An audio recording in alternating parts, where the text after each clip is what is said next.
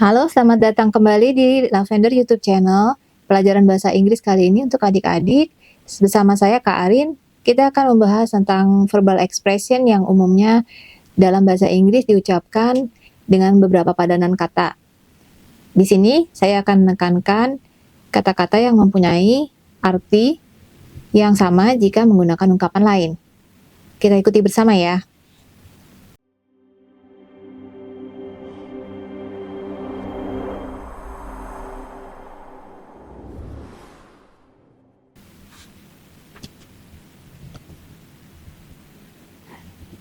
Beberapa contoh verbal expression di bahasa Inggris, ada kata-kata yang sering kita dengar, tetapi ada beberapa kata yang maknanya mungkin sangat jarang karena tidak umum bagi kita. Penempatan untuk membedakan arti itu tergantung kepada kalimatnya sehingga kita bisa merasakannya dan menggunakan kata-kata tersebut sesuai dengan waktu dan tempat yang tepat. Contohnya ialah kata summon dan kata smile. Pilihan dari kata summon atau mengumpulkan lebih kepada arti abstrak selain kepada benda-benda yang terlihat ya. Contoh pilihannya ialah assemble, earmark, observe. Satu-satu akan kita bahas di sini. Kalau assemble itu artinya mengumpulkan benda-benda atau komponen-komponen untuk dirakit menjadi benda yang utuh. Atau juga dalam arti memang benar-benar mengumpulkan, jadi dari berbagai bagian atau beberapa hal, maka itu akan menjadi kumpulan. Kalau earmark artinya menandakan, dan kalau observe artinya menyelidiki atau mengamati. Summon sendiri artinya mengumpulkan, contoh yang paling gampang adalah mengumpulkan keberanian. Misalnya summon her courage to tell the occasion, to tell what happened to mother. Gadis itu perlu mengumpulkan segenap keberaniannya untuk menceritakan kejadian yang ia alami kepada ibunya. Kata yang kedua ialah smile atau tersenyum. Senyum berarti kecerahan atau beam. Untuk pilihan lain, cosset artinya memanjakan, confide artinya mengakui. Tidak sepadan dengan arti yang diminta oleh smile, dimana kalau seseorang tersenyum wajahnya akan menjadi cerah. Jadi kalau ketemu dengan bacaan atau alinea yang terkandung kata-kata ini dan ada pertanyaan, sinonim kata smile yang paling tepat adalah yang mana, maka kita pilih yang jawabannya beam.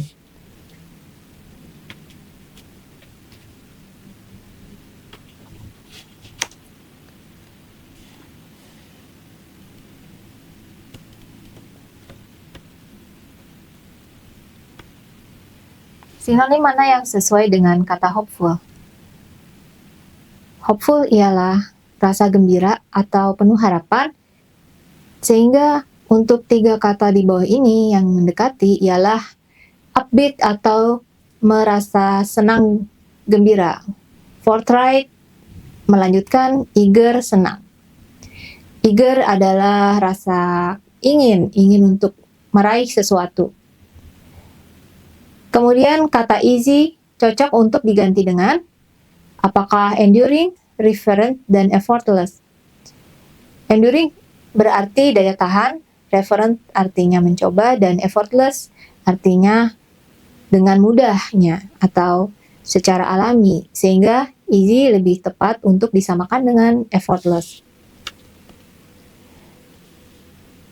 Sinonim untuk grammar dari pilihan principles, fortitude, dan cupidity, mana yang sesuai? Grammar ialah peraturan dalam kita menggunakan bahasa Inggris, atau dasar-dasar, atau aturan. Jadi, untuk fortitude seperti ketahanan, dan cupidity seperti untuk memasangkan, maka kita lebih pilih untuk jawaban tentu saja principles atau tata bahasa, prinsip tata aturan. Kemudian pertanyaan selanjutnya adalah sinonim dari kata blanch. Blanch itu adalah kering. Sementara snooze atau pilek dan refine atau mendefinisikan kembali tidak cocok untuk kata blanch. Kita potong dulu sebentar materinya, kita beralih ke giving directions. Nah, untuk adik-adik yang ada di kelas 7 ya, kita akan mempelajari tentang memberikan arahan atau menunjukkan jalan. Untuk panah yang ke kiri atau belok kiri, lazimnya kita menyebutkan turn left. Untuk panah ke kanan, kita menunjukkan arah jalan ke kanan atau turn right. Untuk jalan lurus, kita dapat mengarahkan go straight ahead. Lurus saja ke depan. Untuk melewati toko atau melewati suatu objek, kita dapat mengatakan go past. Misalnya, go past the market, go past the exhibition center, or go past the road. Untuk penyeberangan atau penyeberangan jembatan maupun jalan, kita dapat mengatakan cross the bridge atau cross the street. Cross among the streets.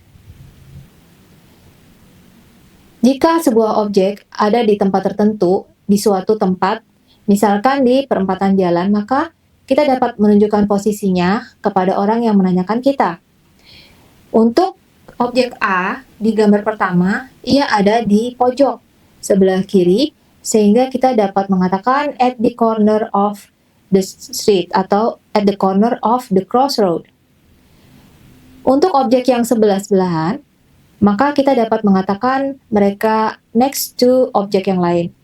Misalnya, ada kantor pos atau yang bangunan B warna merah berada di sebelah kanan bangunan sekolah, maka kita mengatakan the post office is next to the school building. Atau the school building is next to the post office.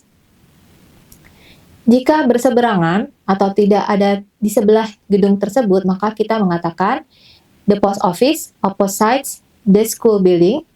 Dan jika ada gedung ketiga, maka kita mengatakan bahwa the post office is between the school building and the athletic center.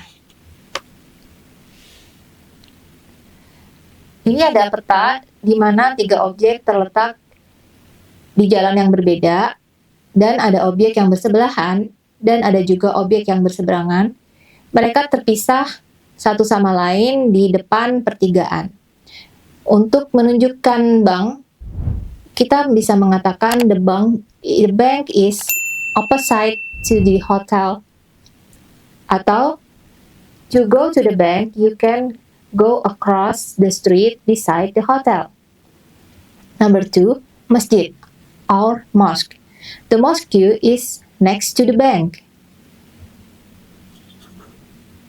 Atau sama saja dengan the bank is next to the mosque. Nomor 3, pertigaan atau T-junction.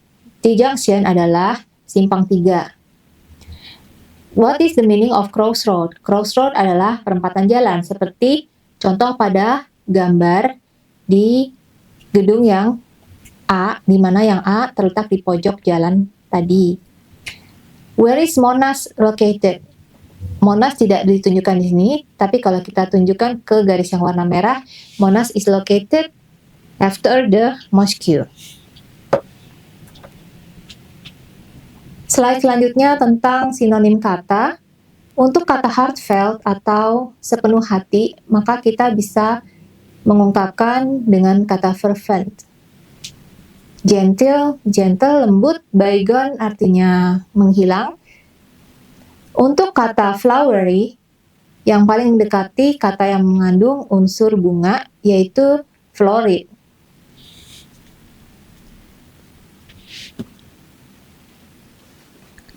Kita akan coba membaca dan mengungkapkan praktek percakapan antara 2 orang.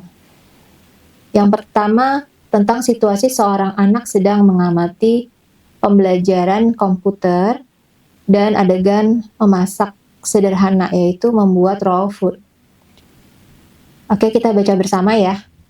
Hi Dandy, what are you looking at your computer? Hi Dad, I'm watching a video that explains about the benefit of healthy raw food. Very interesting, and there are some good pictures inside the caption. That's good, but why do you sit very close to the screen? It's not good for your eye. Really, Dad? So, how can I do to see it better? Why don't you enlarge the portrait and deepen the resolution? Thank you, Dad. I will try. So, the dad gives a suggestion to make the screen bigger by click the enlarge them and to deep the resolution of the picture. And the kid won't look too close to the screen. Percakapan nomor 2, get me some drink. I'm tired of running so far and the track is so long. It's still long before I reach the finish line. Yes, please do me a favor, won't you? How? There is a drink corner inside the bike parking. I request you to get me some drink. Of course, I'll be glad to help you. Thanks before. Nah, untuk adik-adik, sebelumnya sudah saya presentasikan video tentang memberi pertolongan dan mendapatkan pertolongan. Jadi, di sini pelari pertama akan mencapai garis finish yang masih lama. Dan dia haus, maka dia minta tolong kepada temannya untuk dibelikan minuman. Berarti temannya membantu. Jadi, kita ucapkan thanks. Sebelum kau belikan minuman, kita mengucapkan terima kasih ya. Saya tunggu minumannya. Okay, I'll be glad to help you. Percakapan ketiga. Percakapan ketiga adalah tentang dua orang sahabat yang mereka akan menghadiri sebuah acara yang menurut mereka menarik, yaitu workshop merajut. Judulnya adalah I would like to have a place. Saya akan minta pendaftaran tempat. Okay. Have you heard that the creative space girls are coming to neighborhood coworking soon? Not yet. When? This Saturday morning. Sounds good. I'm excited to be guided to make a connect bike by them. I haven't joined their event before. Would you like to be there also? It must be fun if we come together. Good idea. I hear that the participants will be reserved first. I will help you to took the workshop. Okay?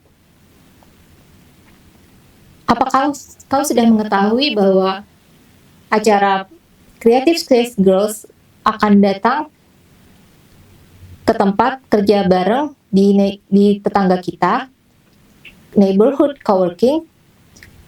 Apa iya? Kapan? Kedengarannya Sabtu pagi nanti. Oh, bagus sekali. Aku sangat tertarik karena saya suka membuat tas rajutan. Saya belum pernah datang ke event mereka sebelumnya. Bagaimana kalau kamu menemaniku? Pasti kita akan bersenang-senang di sana. Baik, tapi aku lihat partisipannya harus mendaftarkan dulu. Saya mau bantu kamu untuk daftar ke workshop tersebut ya. Oke ya. Percakapan keempat, tiba-tiba batal. Sudden cancel. It's surprised that the robotic competition is cancelled this year. It really did? Yes. I update the latest news from student broadcaster today. How come? Well, due to the pandemic, government can only permit every competition by online. Oh, that's too bad. I hope everything will be coming back to normal. Wah, ternyata perlombaan robotik dibatalkan tahun ini. Apa betul? Iya, saya telah mendengarkan berita terbarunya dari siaran Student Broadcaster Today. Alasannya?